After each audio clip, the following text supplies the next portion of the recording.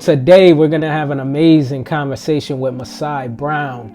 He's in the DMV area. Now, this is someone who comes from a professional sports background, doesn't necessarily have a technical background, but he's building AI, automation, and agents for law firms. So this is amazing to just have a conversation with him. So we're going to get a little bit of insight for what he got going on, where his professional headspace is, and what he think the future of AI is gonna do. Masai, thank you so much for joining us today. Before we dive deep in the conversation, I think everyone had their epiphany moment when it comes to AI, at least anybody that I spoke to, in terms of how they actually got involved with it, got interested in it. From your perspective, what was the aha moment when you said, you know what, I want to get into AI. I want to not only be a sideline participant of just seeing it go by, but I actually want to build and create stuff? That's a really good question. I think probably the first thing, it's interesting because I keep having them more and more often these days, where I have them over and over again. I was just seeing some stuff with, I don't know if you're familiar with like Claude Code and that kind of stuff. Right. I was just seeing the potential of that recently in terms of it being able to edit videos for you. So you kind of talk in natural language and edits to YouTube videos and adds little like cuts and B-roll and all that stuff to it, right? So Right. it's funny you asked that because I have those moments over and over again, these days. But I think the first one was, which would have been like the first things that I built and sold was chatbots, right? Which is, sort of instead of the really basic thing that most people have on their websites where it's like, can we help you click this button, et cetera, et cetera. You can put Right. an LLM on there and have a natural conversation, and then you can start to get leads for companies that way. So that Right. was probably the first thing that I saw with AI where I was like, one, this is really cool. Two, this is really serious value add for a business if you can get this up for them on their website and they can start to Right. get a lot more information about leads and be able to convert a lot more leads, right? So I would say probably the chatbots would be the first thing. Got it. Got it. So what made you actually get into the chat box? I guess because I think I saw the chat box. I seen it become a thing, but to me chat box was never exciting to to me. You know what I mean? It was just another feature that I saw on the website, and I was like, man, I'm trying to talk to a real person. I mean, it was a lot convenient depending on which chat bot you had, because some of them didn't even answer the question. So what made you actually get into that spot specifically? Yeah, I think it was cool because you get this ability to it's sort of the first experience you get of like customizing AI basically, right? So where it's Right. like you could, yeah, you can go to Chat GPT out of the box and talk to it, Right. but when you actually build a chatbot, you're incorporating knowledge about a specific business. So whenever I used to do it, and you would give a chatbot a certain knowledge base, right? That has all the information about the business in it. And then when you show it to the business owner and they start asking questions about their company, and the chatbot is giving them like the correct answers about everything that's going on in their company, you kind of see their face light up like, whoa, this is how does it know all this stuff about what's going on here? To me, Right. those were some of the coolest moments I think for me in the beginning. Got it. Got it. Got it. Okay, so I mean, you mentioned Claude Code, and I've been seeing like a bunch of videos about it. I think it's like trending and kind of viral, at least on YouTube, of like what I've been seeing. And I think I'm at the point where I'm like, do I scratch everything that I'm learning and just dive deep on this thing? Being that there's a lot of noise in AI, and I'm pretty sure you've kind of gone down the same rabbit hole where you've seen so many different tools come, or there's just so many different options of tools out there. How do you stay grounded in terms of like knowing what the best tool is to use, or not make, or I think what's the quote, being not being a master of one, but like I forget the quote, but trying to learn every tool but not being a master of just one tool. How do you like ground yourself in the tools that you operate with? Yeah, it's shiny object syndrome basically, right? There's Right. always a new tool that comes out every day, every week. I think first thing is fundamentals of AI, right? So understanding what are the basic things that don't really change. So Let for example, language models, right? Like the actual brain, whether it's ChatGPT or Claude or Gemini or whatever actual language model you use, Right, that is one of the core components of the this whole AI space. Is everything's built on top of a language model, and right, that hasn't changed. ChatGPT came out in 2023, and we're still building on top of language models today, right? So understand that. And then on top of that, we have ways of language models communicating with other platforms. So how do you give language models data so they'll be useful? How do you let them take actions on platforms, that kind of stuff, right? So right, again, that like basic principle might people might have different names for different tools, but the principle of that has been the same since 2023, right? You have an LLM, you give it a tool that lets it search the web or search your internal database or create a spreadsheet or whatever it is. So, and there's different names for it. You have tool calls, you have something called MCP, which is another name for essentially that ability to connect an LLM into an outside platform. But first of all, I would say the fundamentals are the main thing, right? And then right, what I would pay attention to is not developments in terms of like this new tool or that new tool came out. I would pay attention to what's coming out from the frontier labs. So Anthropic, OpenAI, Google, if they're releasing a new model, right, you probably want to pay attention to that, right? Because if mhm, you're building everything on GPT 4.1 and GPT 5 is out or GPT 5.2 is out, that's relevant for you to be able to change your stuff and get those models in there, right? Um, right, any sort of updates or upgrades and capability from those models as well, you want to check that out. And then any any paradigm shift in how you work or how you do things is going to be really important. So say for example, if you use an automation platform like Zapier or Make.com or N8N or whatever it is, right? right, The typically what you do is you go in, you hook things up by yourself manually. When there's an error, you go in, you debug the error and you figure out what's going on, right? But what's happened now with Claude Code and tools like Claude Code is you can build these workflows now in natural language. And so you can have right, Claude Code hooked up to Make.com or N8N or whatever it is, and you can say, I need a workflow that does XYZ, build it out, test it. If you need any help, ping me if you need help, right? So that's a paradigm shift in how you do work. That's not a right. new tool. That's a complete shift in how you operate as a person, as a business owner, as a developer. And so I think those are probably the main things, right? Any fundamental change, the fundamentals haven't really changed. Anything that comes out from the frontier labs, the main players in the AI space, and then any paradigm shift that actually changes functionally the way that you work are things you're going to want to pay attention to. Got it, got it. So, I mean, with that, where do you see, in your opinion, um, AI in the next, I don't even want to do 5 to 10 years. Let's say in the next 2 to 3 years, where do you see like the AI space or it changing?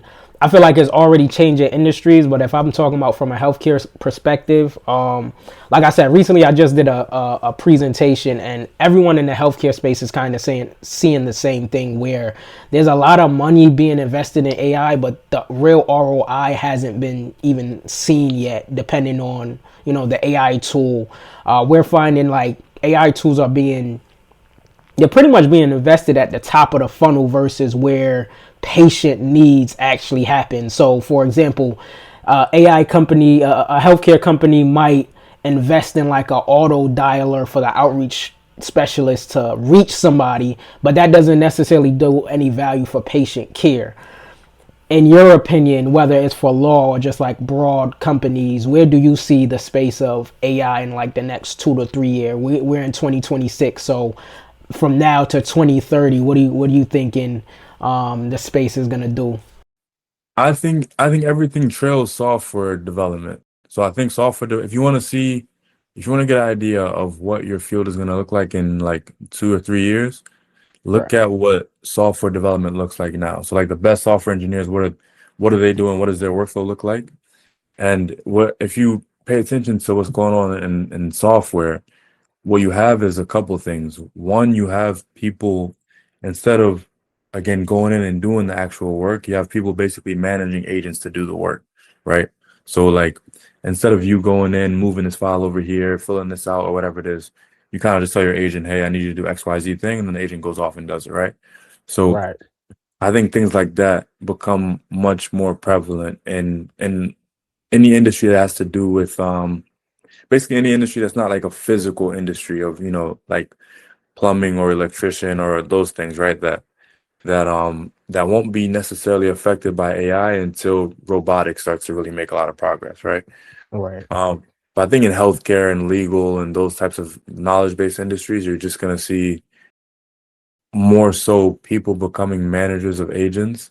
I think also you start to see, again, what you see in software is like this, all the different platforms that you use get Right. combined to just one interface, right? So instead of you using one platform to manage, I don't know, like intake, one platform to manage your documents, whatever it is, your agent just has access to all those platforms, and you just go in on a daily basis and talk to your agent and tell your agent, go do this stuff today or that stuff or move this or move that, right? Instead of you logging into different platforms. So I think stuff gets consolidated into like one agent interface, basically, where you just talk to one thing. And that could Right. be a lot of things, right? It could be a chat interface where you literally like call your agent basically, right? And you talk back and forth. It could be like the regular chat interface that people are used to. I think things get consolidated that way. I think people become more managers of agents, probably. I think.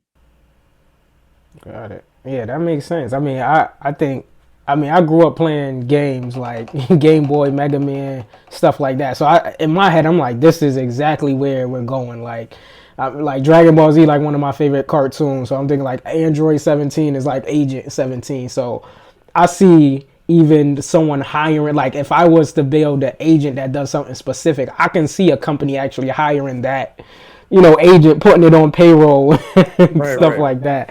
right. So I agree with you. It would just be interesting to see how people are like adopting this.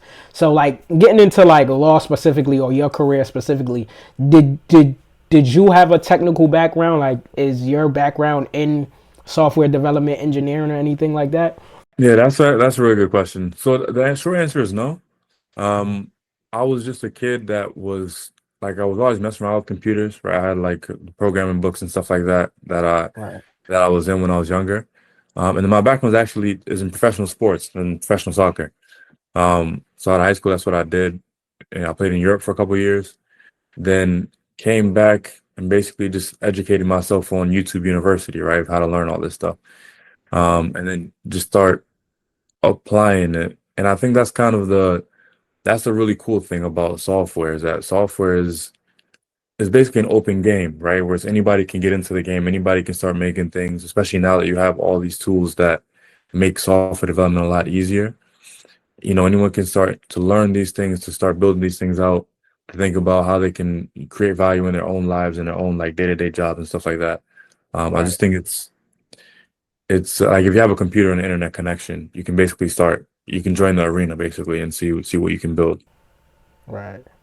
Definitely, and I feel like it's a open field right now for people versus you. I never even had nothing in my background ever wanted me to mess with a computer or do anything on Yeah. it other than like audio and video stuff.